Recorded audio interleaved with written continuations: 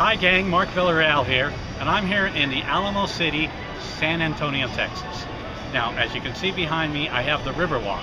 So, San Antonio is known for two main things. They may be known for others, but when you think of San Antonio, they brand themselves as the Alamo City. Why? Because the Alamo is their history. So it's the foundation of what they built their brand upon. Then, everywhere I go, people say, oh, I love San Antonio. Hey, what about that Riverwalk? So they built the Riverwalk, and that's the second thing that they've built their brand upon. Alamo City, the Riverwalk. So let's talk about branding, because as a coach, consultant, and a speaker, you have to build your brand. And what are the keys to branding? Because the keys to branding is a way that you're going to distinguish yourself against others in your field and define a perceived value to others. And when we say perceived value, think about the difference when someone says Mercedes versus Kia. Mercedes is obviously known for luxury, and Kia makes great cars, but when you think of them two together, you think of one that has a little more luxury. And that's because they built that perceived value when their name is mentioned. So when you're thinking of your brand, one of the things that we recommend is that you start with who the foundation of what you want to be known for, and that should be based on your history. The Alamo City, San Antonio, built theirs on the Alamo because that's the history of what they're always going to be known for.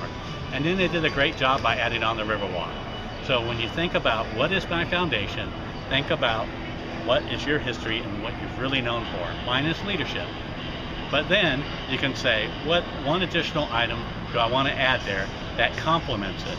They built the Riverwalk, which is a thing of beauty, and it brings a lot of tourists here.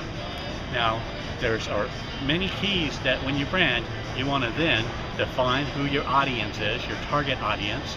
You want to study your audience and find out what's important to them. 3, you want to have a message to that audience that captures them and why they want to work with you.